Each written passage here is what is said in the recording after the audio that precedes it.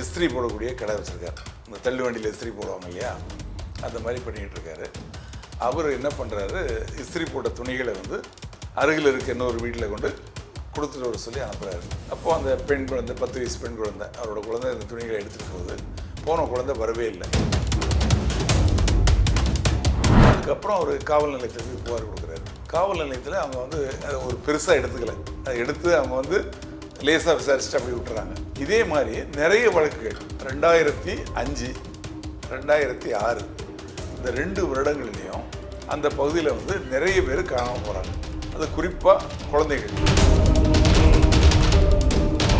பாயல் அப்படிங்கிறது இவர் ஓனர் இருக்கார, இவர் வந்து பெண்கள், அதாவது கால் கேர்ள்ஸ், அந்த மாதிரி பெண்களை வர்றது, பஃபுக்கு போகிறது, வெளிநாட்டுக்கு போகிறது, இப்படி பெரிய பணக்காரனால பெண்களெல்லாம் வீட்டுக்கு வர வச்சு அவங்க ரொம்ப சந்தோஷமாக இருப்பார்.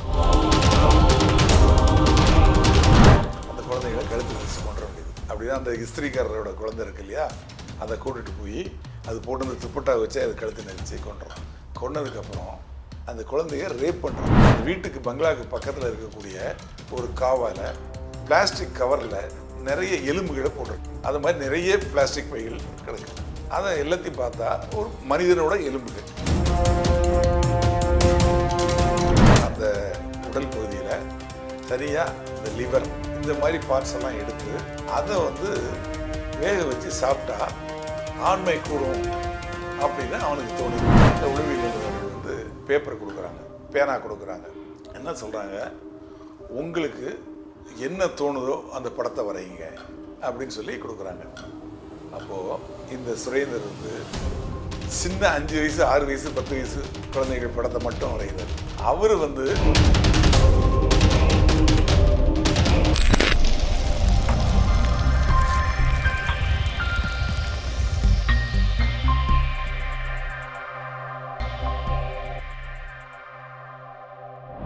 வாய்ஸ் ஆஃப் லா நேயர்களுக்கு வணக்கம். இன்றைய நேர்காணலில் ரிட்டையர்டு ஏசிபி ராஜாராம் அவர்கள் இருக்கிறார். வணக்கம் சார். சார், தினம் ஒரு புதிய டாபிக் நம்ம பார்த்துட்டு இருக்கோம். இன்னைக்கு என்ன ஒரு தலைப்பு நம்ம பார்க்க போகிறோம் சார்? அதாவது உத்தரப்பிரதேசத்தில் நொய்டா அப்படிங்கிற இடத்துல நடந்த ஒரு தொடர் கொலைகள், அதை பற்றி இன்றைக்கி பேச இருக்கிறோம். உத்தரப்பிரதேசத்தில் நொய்டா அப்படிங்கிற இடத்துக்கு பக்கத்தில் ஒரு பங்களா இருக்குது, ஒரு பெரிய பங்களா, D5 பங்களா அப்படின்னு அதுக்கு சொல்கிறாங்க. அந்த பங்களாவுக்கு பக்கத்தில் ஒருத்தர் வந்து இஸ்திரி போடக்கூடிய கடை வச்சுருக்கார். இந்த தள்ளு வண்டியில் இஸ்திரி போடுவாங்க இல்லையா, அந்த மாதிரி பண்ணிகிட்டு இருக்காரு. அவர் என்ன பண்ணுறாரு, இஸ்திரி போட்ட துணிகளை வந்து அருகில் இருக்க இன்னொரு வீட்டில் கொண்டு கொடுத்துட்டு வர சொல்லி அனுப்புகிறாரு. அப்போது அந்த பெண் குழந்தை, 10 வயசு பெண் குழந்தை, அவரோட குழந்தை இந்த துணிகளை எடுத்துகிட்டு போகுது. போன குழந்தை வரவே இல்லை. குழந்தை வரலை அப்படின்ன உடனே அவர் என்ன பண்ணுறாரு, அங்கே போய் அந்த வீட்டுக்கு யாருக்கு துணியை கொண்டு கொடுக்க சொன்னாரோ அந்த வீட்டுக்கு போகிறார். போய் அவங்கள கேட்குறாரு. அப்போ சொல்ல அந்த பாப்பா அப்போயே துணியை கொடுத்துட்டு போயிடுச்சு அப்படிங்கிறாங்க. அப்புறம் அந்த பக்கம்லாம் தேடி பார்க்குறாரு. அந்த குழந்தை எங்கேயும் கிடைக்கல. உடனே வந்து இந்த D5 பங்களா இருக்கு இல்லையா, அந்த பங்களாவில் வேலை செய்யக்கூடியவர் சுரேந்தர் கோலின்னு சொல்லிட்டு, அந்த சுரேந்தர் அங்கே நின்றுட்டுருக்கார் வாசலில், வீட்டு வாசலில். அவர்கிட்ட கேட்குறாரு, என்னோடய குழந்தை இங்கே வந்தது அப்படின்னு. நான் பார்க்கலையே அப்படிங்கிறார். அதுக்கப்புறம் அவர் காவல் நிலையத்தில் போய் புகார் கொடுக்குறாரு. காவல் நிலையத்தில் அவங்க வந்து அதை ஒரு பெருசாக எடுத்துக்கலை. அதை எடுத்து அவங்க வந்து லேசாக விசாரிச்சுட்டு அப்படி விட்டுறாங்க. இதே மாதிரி நிறைய வழக்குகள் 2005, 2006 இந்த 2 வருடங்கள்லேயும் அந்த பகுதியில் வந்து நிறைய பேர் காணாமல் போகிறாங்க. அது குறிப்பாக குழந்தைகள், பெண் குழந்தைகள் அதிக அளவில், சில சிறுவர்களும் காணாமல் போகிறாங்க. அந்த மாதிரி கம்ப்ளைண்ட் வந்துக்கிட்டே இருக்குது. பட் காவல்துறை வந்து அதில் சீரியஸாக நடவடிக்கை எடுக்கலை, மேலோட்டமாக விசாரிச்சு விட்டுறாங்க. இந்த சமயத்தில் அந்த வீடு D5ங்கிற வீடு இருக்கு இல்லையா, அந்த வீட்டில் வேலை பார்க்குறாரு சுரேந்தர். அந்த வீட்டோட ஓனர் யார், அந்த பங்களாவோட ஓனர் யாருன்னா மொனீந்தர் அப்படின்னு சொல்லி, மொனீந்தர் சிங்னு. அவர் 55 வயசு, இந்த சுரேந்தருக்கு 30 வயசு. பாயல் அப்படிங்கிறது இவர் ஓனர் இருக்கார, இவர் வந்து பெண்கள், அதாவது கால் கேர்ள்ஸ், அந்த மாதிரி பெண்களை வர்றது, பஃபுக்கு போகிறது, வெளிநாட்டுக்கு போகிறது, இப்படி பெரிய பணக்காரனால பெண்களெல்லாம் வீட்டுக்கு வர வச்சு அவங்க கூட சந்தோஷமாக இருப்பார். அப்போது அவங்க வீட்டில் சமையல்காரராக இருக்கிறது தான் சுரேந்தர். அவர் ஒரு கிராமத்தில் பிறந்து வளர்ந்தவர். அவர் கிராமத்தில் இருக்கையில் அவங்க அப்பா வந்து இறைச்சி கடையில் வேலை செஞ்சுருக்காரு. இவரும் அவர் கூட வேலை செஞ்சு இந்த இறைச்சி கடையில் வேலை செஞ்சுட்டு இருந்தவர் அதுக்கப்புறமா இங்கே நகரத்துக்கு வர்றாரு. வந்து இவங்க வீட்டில் சமையல்காரராக சேர்றாரு. அவருக்கு கல்யாணம் ஆகி ஒய்ஃபெல்லாம் ஊரில் இருக்காங்க. ஒய்ஃபை ஊரில் விட்டு இங்கே மட்டும் இருக்கார். ஓனரும் அவர் மட்டும் தான் அந்த வீட்டில் இருக்காங்க. இந்த ஓனர் இருக்கார் இல்லையா, மணிந்தர் சிங், அவர் வந்து பாயல் அப்படின்னு சொல்லிட்டு ஒரு பெண் கால்கள் அவங்கள அடிக்கடி கூட்டு வருவார் அவங்க வீட்டில் வச்சு. அவங்களுக்கு வரக்கூடியவங்களுக்கெல்லாம் இவர் சொல்லுவார், இவர் சமைச்சு போடுவார். சமைச்சு என்னென்ன தேவையோ கொடுப்பார். அதனால் இவங்களுக்கு தெரியும். அப்போது அந்த கால்களுக்கு ஒரு ஃபோன் வருது, இது மாதிரி இங்கே வரணும் அப்படின்னு சொல்லிட்டு. அந்த பெண் போகிறாங்க. போனவங்க அதுக்கப்புறம் திரும்பி வரவே இல்லை. திரும்பி வரல அப்படின்னு சொல்லிட்டு அவங்க அப்பா என்ன பண்ணுறாரு, அந்த பெண்ணை காணும்னு காவல்துறையில் புகார் கொடுக்குறாரு. ஏற்கனவே நிறைய பேர் காணாமல் போயிருக்காங்க அப்படின்னு புகார் கொடுத்துருக்காங்க அந்த பகுதியில். பட் காவல்துறை சரியான நடவடிக்கை எடுக்கலை. இப்பவும் சரியான நடவடிக்கை எடுக்கலை. உடனே அவங்க அந்த பெண்ணோட அப்பா வந்து கொஞ்சம் இன்ஃப்ளூயன்ஸ் ஆன ஆள், மேலதிகாரிகள், காவல்துறை மேலதிகாரிகள்லாம் அவருக்கு பழக்கம். அவங்ககிட்ட போய் சொல்கிறார், இது மாதிரி என் பெண்ணு காணாமல் போச்சு அப்படின்னு சொல்லி சொன்னதுக்கப்புறம் காவல்துறை வந்து தீவிரமாக நடவடிக்கை எடுக்க ஆரம்பிக்கிறாங்க. அப்போது அந்த பெண் வச்சுருந்த ஃபோன் அதை வந்து என்னென்னு ட்ரேஸ் பண்ண ஆரம்பிக்கிறாங்க. அந்த கால் டீட்டெயில்ஸ் எடுக்கிறாங்க. கால் டீட்டெயில்ஸ் எடுத்து பார்த்துச்சுன்னா அந்த ஃபோனு இருக்கிற இடம் தெரிய வருது. அப்புறம் அந்த ஃபோன் வச்சுருக்கிறவரை போய் பிடிச்சிடுறாங்க. பிடிச்சா அவர் வந்து ஒரு ரிக்ஷாக்காரர். அந்த ரிக்ஷாக்காரர்கிட்ட இந்த பாயலோட ஃபோன் இருக்குது. அப்புறம் அவரை பிடிச்சி உனக்கு யார் இந்த ஃபோனை கொடுத்தா அப்படின்னு சொல்லி காவல்துறை விசாரிக்க ஆரம்பிக்கிறாங்க. விசாரிக்க ஆரம்பிக்கல தான் இந்த சுரேந்தர் தான் கொடுத்தாரு அப்படின்னு சொல்கிறாங்க. உடனே காவல்துறை வந்து சுரேந்தரை வந்து விசாரணை கூட்டு போயிடுறாங்க. கூட்டு போய் அவரை ஸ்டேஷனில் வச்சு விசாரிக்கிறாங்க. விசாரிக்கையில் இவர் எனக்கு தெரியாத இந்த பொண்ணு இங்கே வரவே இல்லை அப்படிங்கிறாரு. இதில் இந்த பாயல்கிற பொண்ணு வந்தப்போ அவர் இங்கே காணாமல் போச்சு இல்லையா, அந்த சமயத்தில் இந்த முனீந்தர் அவங்க ஓனர் இருக்கார், அவர் வந்து ஊர்லேயே கிடையாது, வெளிநாட்டுக்கு போயிருக்கார். அவர் வந்துடுறாரு. இப்போ காவல்துறை வந்து பிடிச்சி இவரை கூட்டு போனப்புறம் வந்து இவர் வந்து தன்னோட இதை பயன்படுத்தி, பவரை பயன்படுத்தி இவர் காவல்துறையிலேருந்து விசாரணையில் வெளியே கொண்டு வந்துடுறாரு. நான் கிடையாது, இப்போது இவன் வேலை செய்கிறவன், சமையல்காரன், அதனால் இவன் மேலே நீங்கள் சந்தேகப்படாதீங்க அப்படின்னு சொல்லி ஏதோ சொல்லி காவல்துறை விசாரணையிலேருந்து இவர் வெளியே கொண்டு வந்துடுறாரு. இப்போது இவர் வெளியே கொண்டு வந்ததுக்கப்புறம் அந்த ஏரியாவில் காணாமல் போனவங்க இருக்காங்க இல்லையா, அவங்க சொந்தக்காரங்க எல்லாருமே வந்து தெரிய ஆரம்பிச்சிருச்சு. ஆகா, இந்த ஆள் தான் பண்ணியிருக்கான், இந்த இடத்துல தான் நடந்திருக்குது, அப்போ இவங்க 2 பேரும் தான் இதில் சம்மந்தப்பட்டிருக்காங்க அப்படிங்கிற மாதிரி ஒரு பெரிய போராட்டமே வெடிக்குது. இந்த போராட்டம் வெடிக்க ஆரம்பித்து அந்த இடத்துல பொதுமக்கள்லாம் கூட ஆரம்பிக்கிறாங்க. கூட ஆரம்பித்து பொதுமக்கள் வந்து அந்த ஏரியாவை சர்ச் பண்ணுறாங்க. இந்த போராட்டம் பெரிய லெவலில் வந்து பொதுமக்களே கூட்டம் கூடி அங்கெல்லாம் தேட ஆரம்பிச்சிட்டாங்கன்னு காவல்துறையும் வராங்க. அந்த சமயத்தில் பார்த்தா இந்த வீட்டுக்கு பங்களாவுக்கு பக்கத்தில் இருக்கக்கூடிய ஒரு காவால் பிளாஸ்டிக் கவரில் நிறைய எலும்புகளை போட்டிருக்காங்க.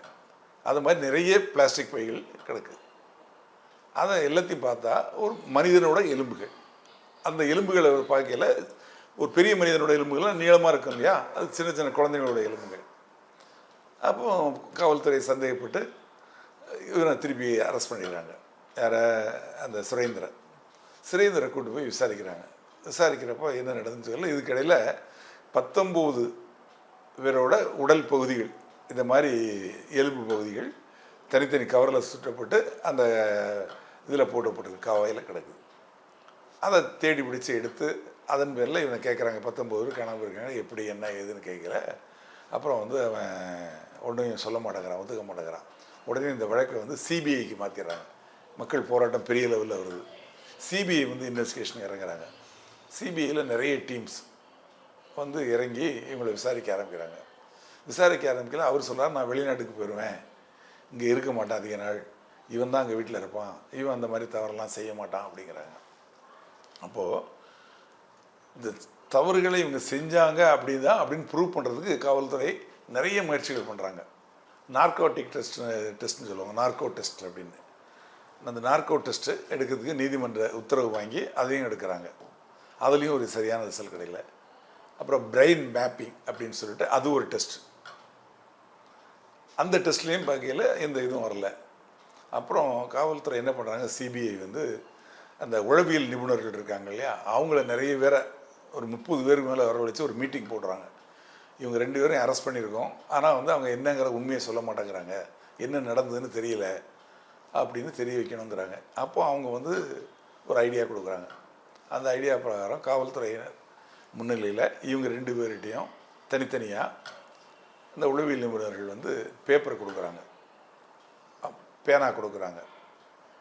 என்ன சொல்கிறாங்க, உங்களுக்கு என்ன தோணுதோ அந்த படத்தை வரைங்க அப்படின்னு சொல்லி கொடுக்குறாங்க.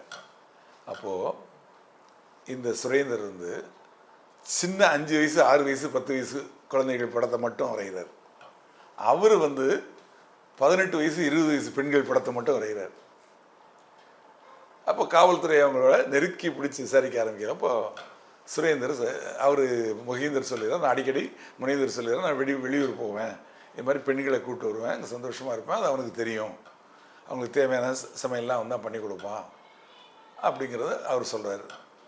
இவனை தனியாகப்பட்ட முறையில் கூட்டு வந்து விசாரித்தா இவன் வந்து அப்போ தான் சொல்ல ஆரம்பிக்கிறான். என்ன பண்ணுறான் அப்படின்னா, இந்த இஸ்திரிக்காரரோட பெண் வந்தது இல்லையா, அந்த குழந்தை வரையில் இவன் அங்கேருந்து இந்த மாதிரி சின்ன குழந்தைகள், இவனுக்கு வந்து தன்னோட பாஸ் இதை மாதிரி பெண்களை கூப்பிட்டு வந்து சந்தோஷமாக இருக்கிறத அவன் பார்க்குறான். இவன் கல்யாணம் ஆகி இவன் மனைவி ஊரில் இருக்குது, இவனுக்கும் அந்த ஆசைகள் வளர ஆரம்பிக்குது. அப்போ என்ன பண்ணுறான், பாஸ் ஊருக்கு வெளியூர் போகிறார் இல்லையா வெளிநாட்டுக்கு, அந்த சந்தர்ப்பத்தை பயன்படுத்திக்கிறான். இவன் அந்த வீட்லேயே தான் தங்கியிருக்கிறான். அந்த சந்தர்ப்பத்தை பயன்படுத்திக்கிட்டு இந்த மாதிரி குழந்தைங்களை, சின்ன குழந்தைங்களை, அந்த பக்கம் வரக்கூடிய குழந்தைங்களை சாக்லேட் ஏதாவது கொடுத்து, வா வீட்டை சுற்றி காட்டுறேன், பங்களா காட்டுறேன்னு சொல்லி பங்களாக்கில் கூட்டு போக வேண்டியது. கூட்டு போய் அந்த குழந்தைகளை கழுத்து நெரிச்சு கொண்டுற வேண்டியது. அப்படின்னா அந்த இஸ்திரிக்காரரோட குழந்தை இருக்கு இல்லையா, அதை கூட்டிகிட்டு போய் அது போட்டு அந்த துப்பட்டா வச்சு அது கழுத்து நெரிச்சு கொண்டுறான். கொன்னதுக்கப்புறம் அந்த குழந்தைகிட்ட இவன் அந்த குழந்தைய ரேப் பண்ணுறான். அந்த சின்ன குழந்தை, ஆமாம், கொலையும் பண்ணிடுறான். அதுக்கப்புறம் ரேப் பண்ணுறான்.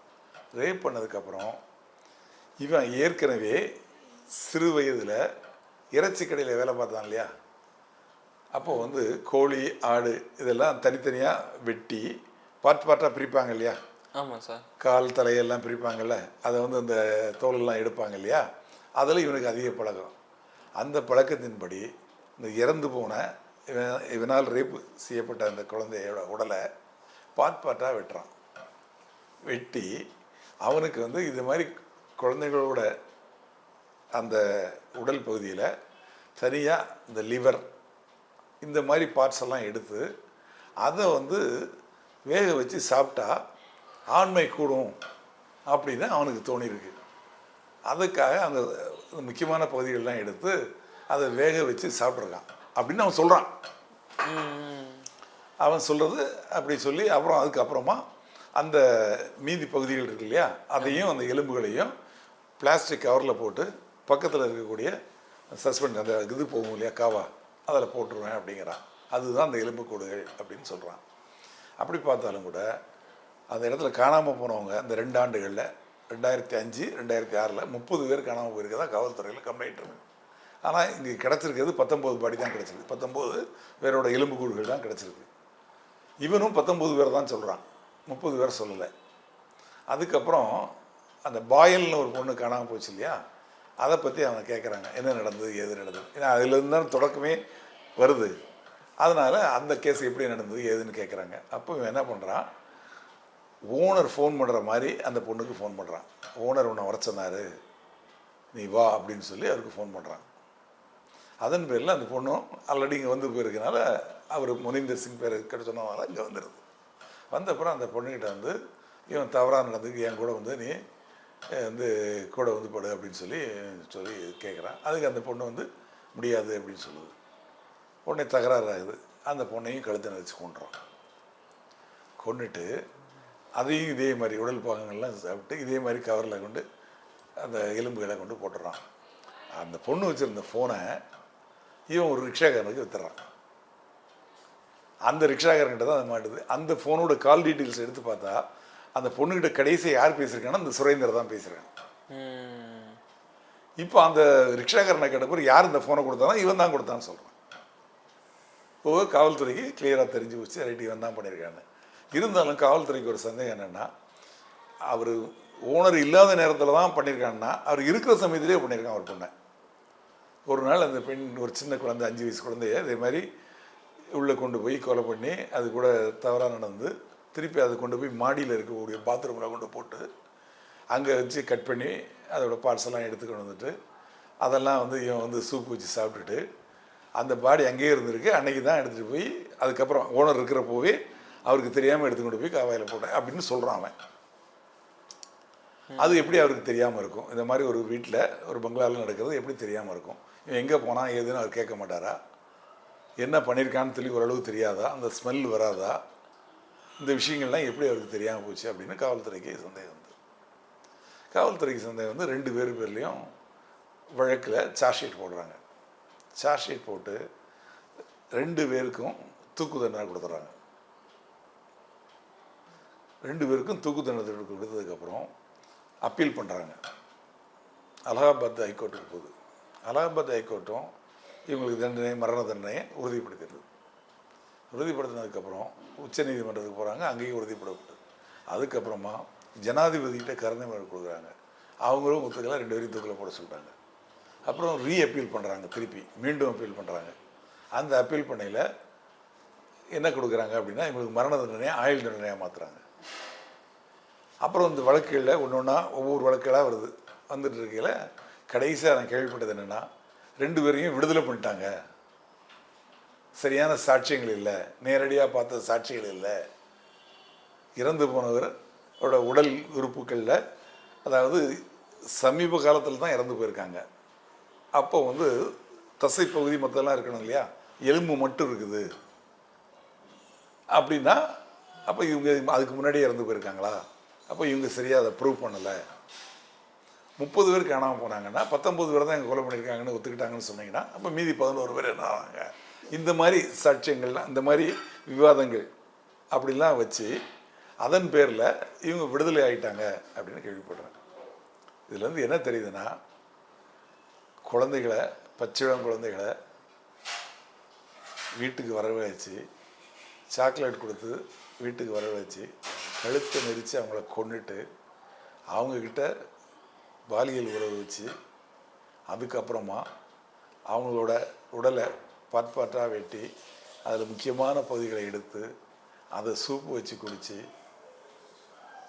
இந்த மாதிரிலாம் அப்புறம் அந்த உடல் உறுப்புகளை பிளாஸ்டிக் கவரில் போட்டு டிஸ்போஸ் பண்ணுறதுக்காக பக்கத்தில் இருக்கிற காவாயில் கொண்டு போட்டு இந்த மாதிரிலாம் பண்ண அநியாயம் பண்ண இந்த 2 பேருக்கும் நீதிமன்றம் தூக்கு தண்டனை கொடுத்தது.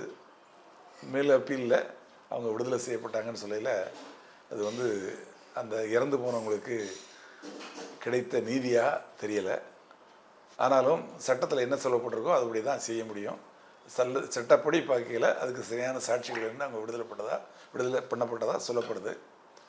பட் இதுலேருந்து என்ன தெரிய வருது அப்படின்னா பார்க்கக்கூடிய வியூவர்ஸ், உங்கள் குழந்தைகளை தனியாக எங்கேயும் அனுப்பாதீங்க. அது குறிப்பாக பெண் குழந்தைங்களை தனியாக எங்கேயும் அனுப்பாதீங்க. ஒரு சின்ன வேலை தான் பக்கத்தில் போயிட்டு வான்னு சொல்லி அனுப்பாதீங்க. குழந்தைங்களுக்கு சொல்லிக் கொடுங்க யாரு கூடயும் எப்படி பழகணும் அப்படின்னு. குட் டச்னா என்ன, பேட் டச்னா என்ன. ஒருத்தர் வந்து நம்மகிட்ட வந்து பேசுனாங்கன்னா அவங்கள்ட்ட எப்படி பதில் சொல்லணும், அவங்கள்ட்ட எப்படி அவாய்ட் பண்ணி வரணும், அவங்க தொடக்கூடிய தூரத்தில் இருந்து தள்ளியிருந்தே பேசணும். அவங்களோட பார்வை சரியில்லைன்னா அந்த இடத்த விட்டு ஓடி வந்துடணும், இல்லை உடனே குரல் கொடுக்கணும். இப்படி மாதிரி சில விஷயங்கள் எல்லாம் உங்கள் குழந்தைங்களுக்கு சொல்லிக் கொடுங்க. குழந்தைங்கள் தான் உங்களோட சொத்து. அந்த சொத்துக்களை பத்திரமா பார்த்துக்குங்க. நாட்டில் வந்து நிறைய கெட்டவங்க உருவாகிட்டு இருக்காங்க. சட்டத்தில் உள்ள ஓட்டையில் புகுந்து அவங்க தப்பிச்சிடுறாங்க. ஆனால் உங்கள் குழந்தைகள் வந்து உங்கள் செல்வங்கள். அதை நீங்கள் காப்பாற்றி வளர்க்கணும் அப்படின்னா நீங்கள் கேர்ஃபுல்லாக இருங்க. உங்கள் வீட்டில் இருக்கிறவங்களுக்கும் சொல்லுங்கள், அந்த குழந்தைகளுக்கும் சொல்லுங்கள் கேர்ஃபுல்லாக இருக்கணும்னு. அதை மாதிரி அவங்க நல்ல முறையில் வளருங்க. நன்றி. நன்றி சார்.